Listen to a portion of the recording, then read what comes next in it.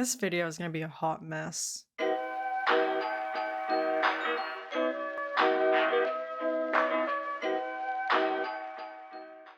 Can this be a Camp Half-Blood shirt?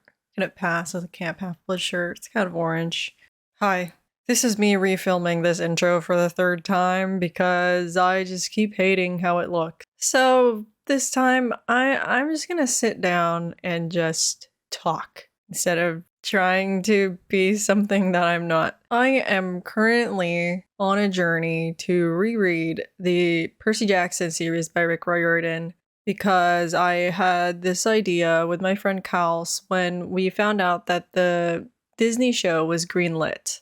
We just kind of wanted to renew our knowledge of these books because I have personally not touched them ever since I was like, I don't know, in 8th grade, which is almost 10 years ago. And it'll be kind of like a fun thing to see how I enjoy these books as an adult. I'm 21 now, and obviously things will be much different. This series has such a special place in my heart. It was one of the things that contributed to me being just a Greek mythology nerd when I was in school. Like, I was obsessed with Greek mythology. I would like play the Pop Tropica map. I would read mythology books. I consumed mythology so much, and these books were probably the main contributor to that. I'm really excited to finish this because I never finished the entire like franchise, like up to even Heroes of Olympus. I never actually finished that, and I'm really excited to get into that after finishing this one. So yeah, this will be my journey into rereading Percy Jackson series. And it's gonna be a long ride, it's gonna be a wild ride, and it's gonna be great.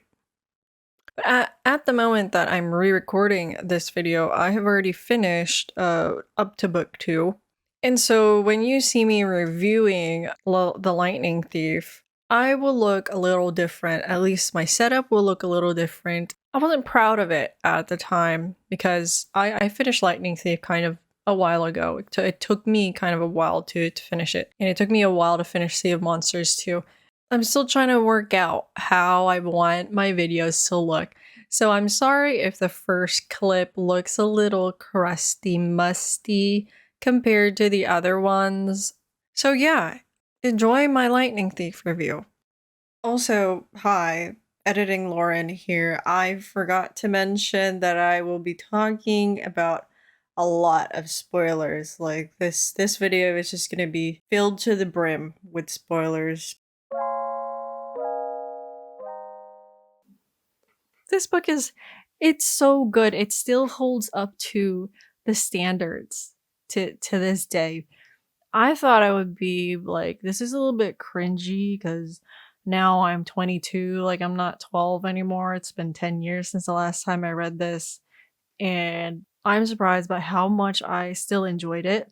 Of course, some parts were a little bit boring because I already knew what was going to happen. Like there was like no suspense or anything like that, but I thoroughly enjoyed it. Let me just talk about literally the first 2 pages of the book. Right here, some quotes should be up on the screen. I literally had to stop reading because I kept thinking about like, oh my god, Percy Jackson is such a cool name. Like, imagine being named Percy Jackson, and they say his full name in the book so many times. And I had to take a break and just be like, Oh my god. I got all giddy and excited like I was a little kid again, especially in the intro when Percy is like, if you think you're a demigod or whatever, put this book down right now. And when I remember when I was a kid and I was reading that, I was like, oh my god, I want to be a demigod so bad. And I started fantasizing about like, ooh, like whose daughter would I be? And I really wanted to be a daughter of Hades just because I was edgy and I was emo and I wanted to be that cool edgy kid that was like the only daughter of Hades.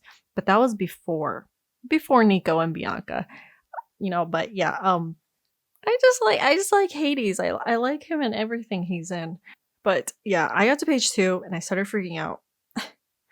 And then I got to page 7 and I saw Percy Jackson like Chiron saying Percy Jackson, and I started figuring out, like, for some reason, I started figuring out over the name Percy Jackson. I was like, bro, what's wrong with me? And then we got to Camp Half-Blood, and man, oh, Camp Half-Blood is so cool. I remember dreaming about being a half-blood and going to Camp Half-Blood and then having that Percy moment where people are like, Oh my god, she's the daughter of Hades. She's like edgy and she's cool. Oh my god, Hades broke the rule or whatever, the sacred oath. Oh my god. but whatever. I even made a character at one point who was the daughter of Hypnos because some minor gods need some spice in their life too. When Luke came up on screen and Annabeth started blushing, I was like, me too, sis. Me too. I'm also blushing about Luke because he's supposed to be like the older guy, and like I think Percy said he's supposed to like look like he's 19. And I was like, that is like every girl's dream, like just to have an older guy that is just so cool and experienced and good looking. But they were 12, so like Annabeth, stick to Percy, all right? Don't fuck with Luke, especially since everything he did. But yeah, and I know that we're supposed to hate Clarice at this point, but whenever she came up on screen, I just kept thinking of Louisa from Encanto, and I can't help but love her. But also because in the later books, I remember when I first read them, I actually ended up really liking Clarice's character. Like, I warmed up to her so much, and right now she's an asshole. But I'm really looking forward to how she grows in these books. You know, like seeing that again, reading about it again, and then probably halfway through reading the book, I saw Annabeth's name. I thought about Annabeth's name again. Annabeth Chase, right? And then I started thinking about it. It was like, there's something about it. And I was like, Annabeth Chase, Magnus Chase. Then I remembered that Annabeth is cousins with Magnus Chase from Rick Riordan's Norse mythology series. And I was like, I forgot about that. Whatever. The Chases are weird. Apparently they get Down and nasty with a lot of gods. apparently they're just so enticing, but whatever. You know, that series is really good too. Maybe I'll talk about it one day, but who knows. Really enjoyed this book. I'm looking forward to the other books, and hopefully I finish those soon because I thought I would have finished this book really fast, but it took me actually around like 4 days. Even though I probably could have read it all in one day.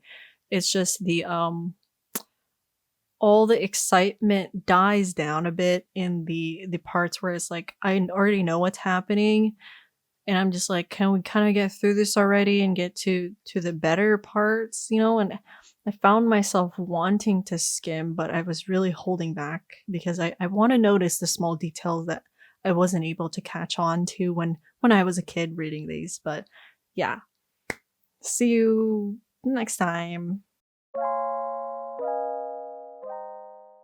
Hi, editing Lauren here again.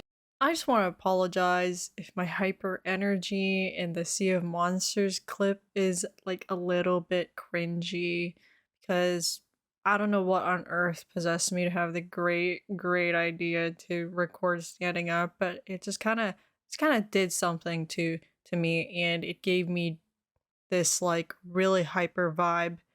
And I don't know if it's just me and I can't stand myself, but watching over it again, I was kind of just like,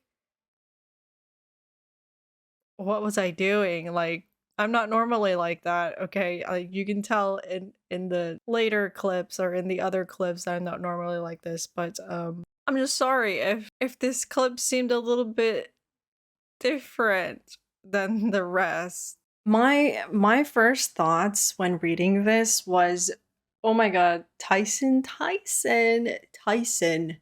is so precious. It's just like this innocent cyclops baby basically, and I just loved Tyson. Tyson was the highlight of this book I just love Tyson, okay? Other than that, I don't know what it is about Clarice where I just love her. Big Clarice fan. I was cheering with everyone else when she came back with a fleece, and I was like, yes, girl, get your glory. You deserve some of it, okay? Like, so looking forward to seeing more of her character development. I mean, we got to see some of it here with her conversation with Ares. I mean, Ares is a jackass, but Clarice is just, she's trying her best, okay? She's trying her best, and she may be a bit of a meanie, but I just love her. I'm a Clarice fan. Clarice fans unite, please. Anyone?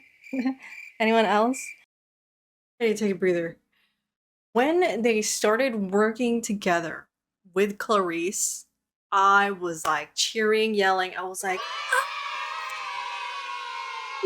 because that is what I'm here for, okay? Just the character development, because like Clarice was totally down to assist them, and I feel like her wanting to like prove herself with the quest is totally reasonable. I mean, Annabeth was literally wanting the same thing in the first book.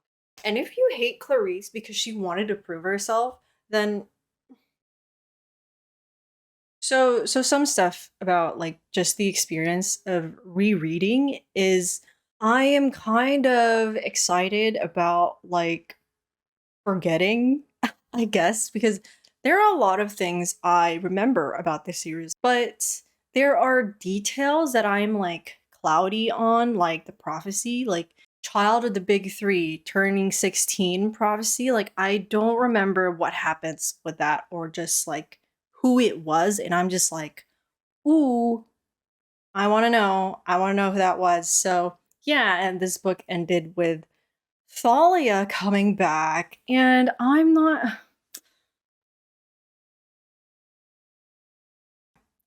gonna lie, one of the things that I remember about Thalia when I read these books as a kid was that I couldn't stand her, okay? I really don't remember anything else about her character other than she was kind of mean. She's basically like Annabeth, but like way meaner to Percy, and I couldn't stand her. I don't know, make it make sense that I like Clarice, who also bullies Percy, but I don't like Thalia. I don't know. I don't.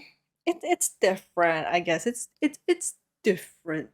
Also, I can't with Percy judging Chiron for being Kronos' son. He was like really judging him. He was like, Oh, I didn't want to ask Chiron about his dad because, like, that's kind of weird. but I'm like, you are literally Kronos' grandchild. Like,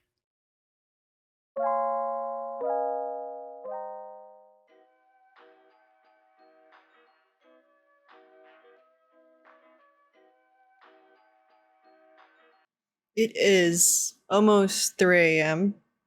Can't see that. You can't see that. Okay. I literally just finished the book too, and I was about to go to bed, and then I finished the book, and I was like, wow, I need to talk about this like right now. Right now, while it's all still fresh in my brain. This book just broke me. Okay, like I started it today and I finished it today. It was a journey. It was a very wild journey. Rick Riordan really just gave us two books in the beginning that are fairly lighthearted. And then this book is just a huge slap in the face. It broke down my emotional walls, and I was like, goodness gracious. So this book, Titan's Curse, is a hell of a lot darker than the first two books. We have a prophecy that literally tells us that two people are going to die. Okay, like two people are going to die 100% for sure. You cannot prevent it. And going into this, I already knew who was going to die. And then I was still broken. I was still so sad over it. And I feel like these deaths impacted me way more as an adult than I did as a kid.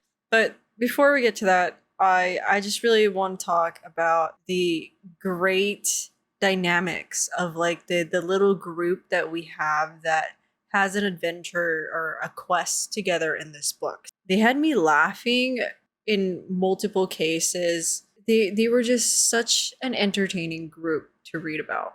I honestly felt like I laughed way more in this book than I did in the first two books because I mean like I'm a literal child laughing at poop and fart jokes in this book.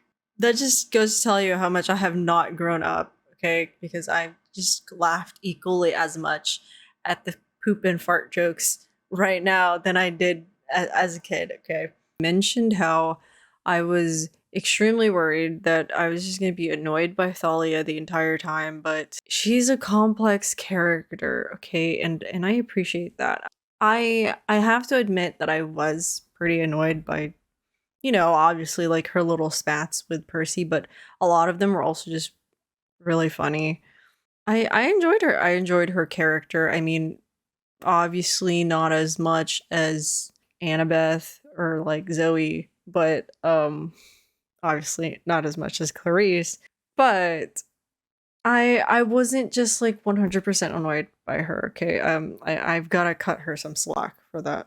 Bianca's death, I honestly thought it would be a little bit more emotional. I remember it being more emotional, but literally chapter 13 we got to the junkyard and I had to take a breather. I had to just take a break from reading the book for a few hours because I was nervous for what was to come because I knew what was going to happen. Like the scene itself, it felt so quick. I kind of was just like that was it. But obviously the impact of Bianca's death lies in Nico's reaction. Like that's the true impact of her death, and the true purpose of it is to basically act as a catalyst for Nico's character. It was just heartbreaking. But the real heartbreaking part for me in this book, I cried and I it was um, um, Zoe's death broke me. The same way that Tyson's character was a highlight for me in Sea of Monsters, Zoe was like MVP for this book. She is such a complex, well-written character. She just brought like something different to the group, which was really nice to see. And honestly, in a lot of parts, it was really funny. Okay, it was so amusing to just see her interact. I mean, obviously, her like disdain for men, it kind of got annoying sometimes, but a person that is 2,000 years old kind of gets stuck in their ways a little bit. So I understand that. But as the book goes on, you get to see so much of her character and you get to see her connection with Hercules. And I feel like the line that Percy says during Zoe's death scene is what broke me about it was that Zoe knew. Zoe knew that she was going to die. She just like accepted her fate, and it was so well written. I don't know like how to explain it. She's just such a good character. And I feel like she might be one of my favorite characters in this whole entire series. I know I'm only on book 3, but like Jesus Christ, I became so invested in Zoe. They ask you how you are, you just have to say that you're fine when you're not really fine. Another thing I really just loved about this book is all the Olympians were in this book. Like there was Aphrodite, there was Apollo, there was Artemis, Athena was also really big in here. It was just really nice to see them kind of show their personalities, but they weren't like super stereotypical for their personality. And it was really nice to see them just help them. I forgot to mention it in Sea of Monsters, but I really liked Hermes' character too. and how he showed that he really did care for Luke. And like the gods just kind of have like their own like quirks and stuff, like Apollo with his haikus. It's just so it's such a nice thing to read, okay? And I was also freaking out a little bit over Rachel Elizabeth Dare Rachel Elizabeth Dare. because everyone says full names in this series for Rachel Elizabeth Dare. showed up, and I was like, ooh, I know her. Okay, I know who she is. I don't know how to feel about it because I I think I remember her having like a romantic thing with Percy. I vaguely remember that. And I am forever an Annabeth and Percy shipper. I think I do remember liking Rachel's character, but I just did not like her relationship with Percy. If that even happens, I don't completely remember. Don't hold me on that. I don't know if I'm ready. I don't know if I'm ready for the last 2 books in this series because those are going to be intense if they keep up with the same like tone and rate that Titan's Curse did. And I feel like they are, and I'm looking forward to seeing more of Nico because we did not see much of him in this book, but I feel like I really see the impact of like what actually happened to him because I feel like a part of me as a kid found it really unreasonable for Nico to react the way he did. He was 10 years old. How else would you expect a 10-year-old to react to his sister's death? Percy wasn't angry at Nico for blaming him. Percy was absolutely totally down to just take that blame and own up to it because he was like, it is better for Nico to be angry at me than for him to be, let's say, like angry at the gods and then turn against the gods. Even though for the most part, I'm still taking things at face value, I'm really starting to have some true appreciation for these books. Hello. Back, and I did my nails for the first time. Don't look at them too closely though, because then they're gonna be ugly. But I finished Battle of the Labyrinth, and I'm not gonna lie, I finished it like yesterday, and it feels like I kind of don't remember the book already. I'm not saying it was bad or anything. It was just it's not one that really stuck to my mind. I hope I remember everything that I wanted to talk about while I was reading this. I didn't really take notes. So what happened in this book? So Percy has dreams about the labyrinth and Daedalus, and Luke is, being Luke as always. Luke being annoying. This is like Annabeth's time to shine. It's her quest and everything, and she asked to have Grover Percy Tyson with her. And then Chiron is like, Hold up, bitch. You're breaking the rules of 3. and then nothing even happened to them. I mean, I guess they got split up. I guess that was like their punishment for breaking the rule of 3, but it wasn't like very obvious. So I was kind of just like, what was the point of that? But so they go into a labyrinth, and then what happened in this book? They found Pan with Grover. Then Pan died. Rip. Then Rachel Elizabeth Dare is a very prominent character in this book. She kind of saved the day. Her and Annabeth are kind of like being rivals and all, being jealous and all with Percy. They are very much liking each other, having crushes, not talking about it, and then getting mad at each other. Then Quintus with Miss O'Leary, he's like, psych, I'm not Quintus, I'm Daedalus. Then he dies. Then Nico is like, oh, I forgive you, Percy, but bye. And then he dips. And that's basically the end of the book.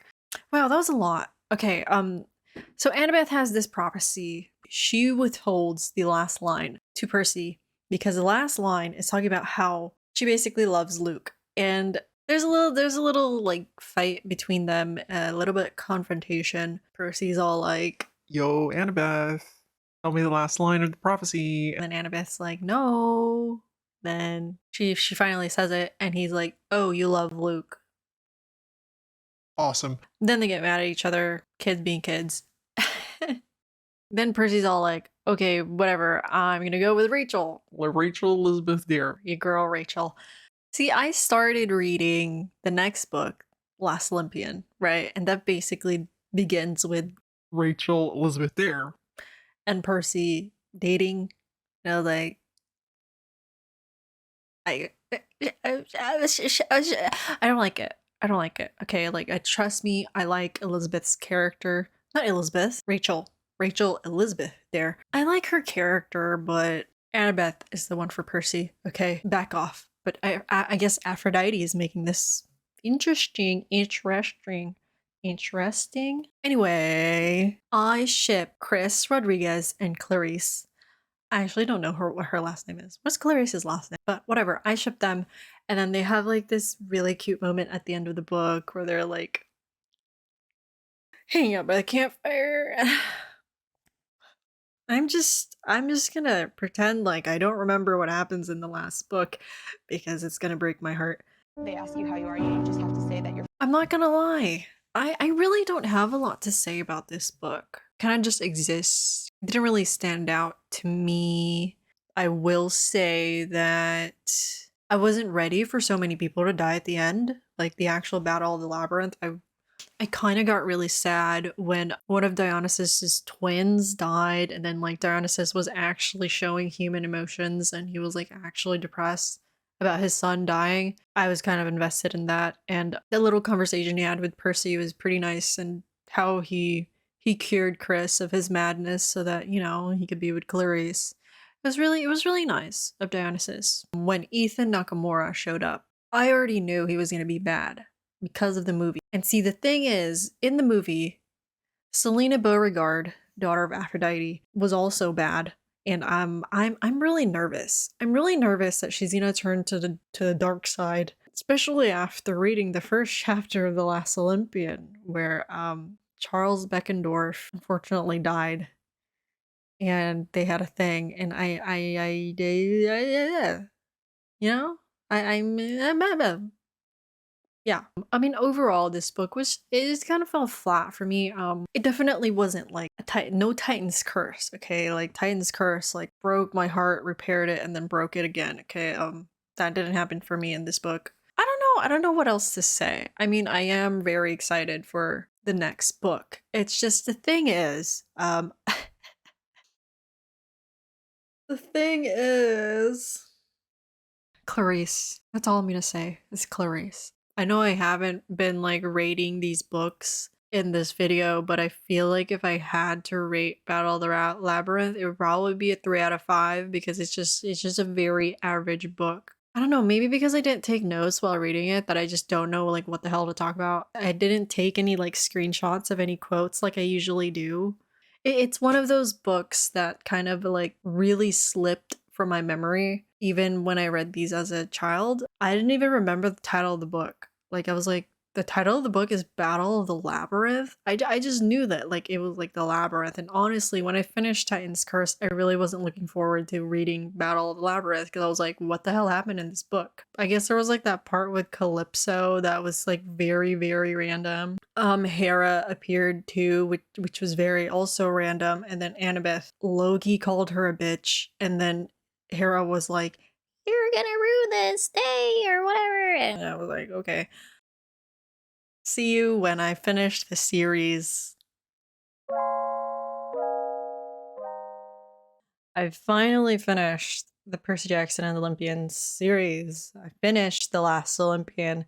And man, this series was a journey. It was definitely a journey for my adult heart, okay? So The Last Olympian of Percy has managed to save the world, basically. There was a lot in this book that I just did not remember. If you've been watching this entire video, you know that I have been wrong about like one thing that I somehow remembered about Clarice. Like I was definitely wrong, and I'm so happy that I was wrong, but I'm also so sad. But we'll get to that, okay? I have my highlights right here. While I was reading the book, usually I would screenshot them and then put the quotes on the screen, but honestly, it takes too long to do that. So I was gonna go off my highlights. Man, this book was so good. It was such a good conclusion to the series. It was intense.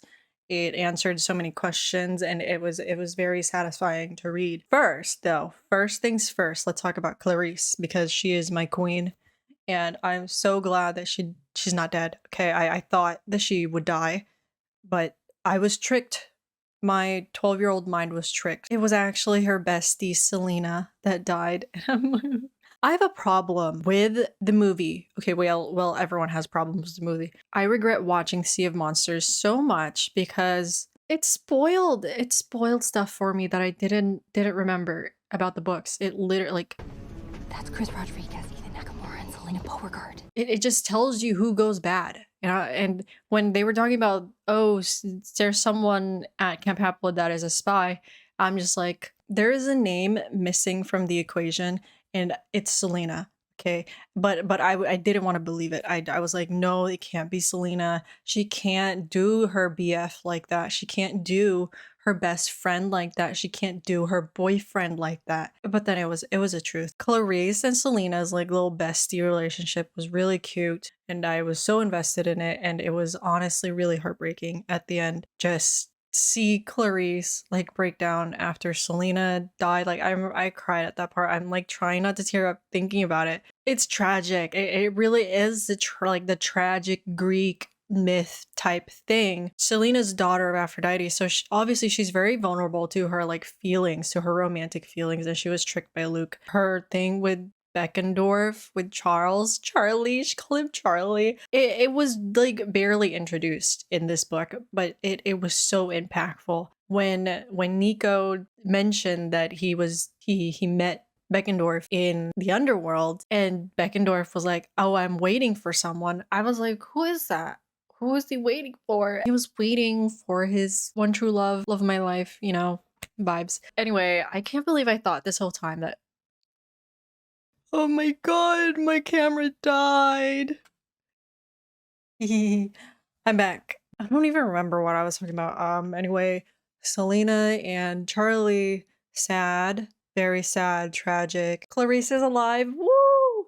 Oh, Percy and Annabeth. You know what? I was really expecting Percy and Annabeth's like romance to be a lot earlier, but they really only touched up on it in the last book, in The Last Olympian. And I mean, you know what? I've been saying this entire time that I don't like Percy and Rachel together, but it's actually kind of sad how Rachel knows at one point that she can't be with Percy. I mean, she still likes him, but she knows that she can't be with him because she's destined to be the Oracle, and it's like, oh. And then her and Annabeth became like friends in the end. That was nice to see. Then there's Ethan Nakamura. Okay, Ethan Nakamura. Like Ethan Nakamura was so damn annoying. I was sick of him. I was sick of him. I was like, get out of here. I don't care if you die. Just leave my characters alone. Like, leave them alone. Please. Please. I guess the purpose of his character was for Percy to make that promise to him where I guess he got his purpose done in the end. But my god, was he an annoying character? He was so annoying. I cannot believe how invested I am in Dionysus. Dionysus and Hermes, they are kind of the MVPs with the gods in these books. So Dionysus has shown to actually care about his children. He makes Percy promise to keep his other son safe. Out of like everyone at Camp Half-Blood, like they have barely spent any time with their parents. Meanwhile, Dionysus has been low-key bonding with his twins. Also, cheering, yelling, screaming. When Hades and Nico joined the fight, basically, I was like, yay! Like, Hades is being Hades, and he's being a good guy now. And Nico is bonding with his dad. Because at first I was really worried that like Hades and Nico would have like a toxic father-son relationship. I mean, they still do technically, but you know, in the end, Hades was like pretty proud of Nico. We just got so much lore in this book that I really appreciated. We got Hermes lore, we got Hades lore, we got even Dionysus lore. We got all that, and I was very satisfied with it. Literally couldn't stop reading. And then Hermes and May. If I remember correctly, Hermes doesn't actually like have an immortal wife, I think. I'm probably going to be proven wrong. Hermes and Luke's mom, they were like wonderful. They kind of talked about like, oh, in the end, I think Luke knows that Hermes did love him. And I have no idea if Luke will be in Elysium. Who fucking knows, man? He, like, yeah, he did that one good thing in the end, but like, does it outweigh everything else that he did? I don't know. Tyson asking Zeus for a stick at the end was precious. Tyson leading an army, yelling peanut butter. Peanut butter! Yeah, I'm just really happy that Clarice didn't die. And then of course Rachel like dropped the bombshell on us at the end with like the new prophecy that is obviously about heroes of Olympus. And I will get to that, okay? But this book was a lot. If I were to rank these books, I would say Titan's Curse is definitely a number one for me because I love Zoe. Second, I'm torn between Lightning Thief because Lightning Thief is just a classic versus The Last Olympian because I just really enjoyed The Last Olympian. You know what? I'm gonna do Titan's Curse number one, The Last Olympian number two, Lightning Thief number three. Sorry, Lightning Thief. And then Labyrinth fourth, Battle of the Labyrinth fourth, then Sea of Monsters last because Sea of Monsters just it's mid. These books tore me apart. Reading them as an adult again, it's been very like fulfilling, been very fun, and I am definitely going to do Heroes of Olympus next. I do want to touch Rick Riordan's other series, Kane Chronicles and Magnus Chase. I remember really liking Magnus Chase. And Kane Chronicles, since I know less about like Egyptian mythology, I was less excited about reading it, and I don't know if I enjoyed it that much. I think I might have only read the first book as a kid, but my outlook on it could change as an adult because I'm more open to stuff now. I'm more open to understanding other cultures. My favorite character is Clarice. Clarice number one, Clarice. Okay. Clarice. Obviously, Percy. You know what? I'm not even gonna put Percy because he's just automatically here. Like everyone's favorite character is Percy. Like sit on the sidelines for once, okay? So Clarice. I mean, Annabeth is also a favorite. So Annabeth, stand in the sidelines with your boyfriend, okay? Tyson, Clarice, Tyson, Hermes, Hermes. You know what? Let's get Sally Jackson in there because she's just a boss ass bitch, okay? Like she was even fighting monsters in the end of the book. Really enjoyed doing this. This video is a mess. Ooh, sorry. This video was a mess though. Like you could really see everything that I changed with my setup because I am still learning how to do videos and it's been really fun so far though. And I hope that I could find like my video style, if you can say that I could solidify what I really want these videos to be and like a format and a uploading schedule. Maybe, I don't know, that might be too overwhelming. Thanks for watching this. If you got through it all, if you have any suggestions, leave it in the comments. Let me know your thoughts and stuff. And yeah, see you in the next video.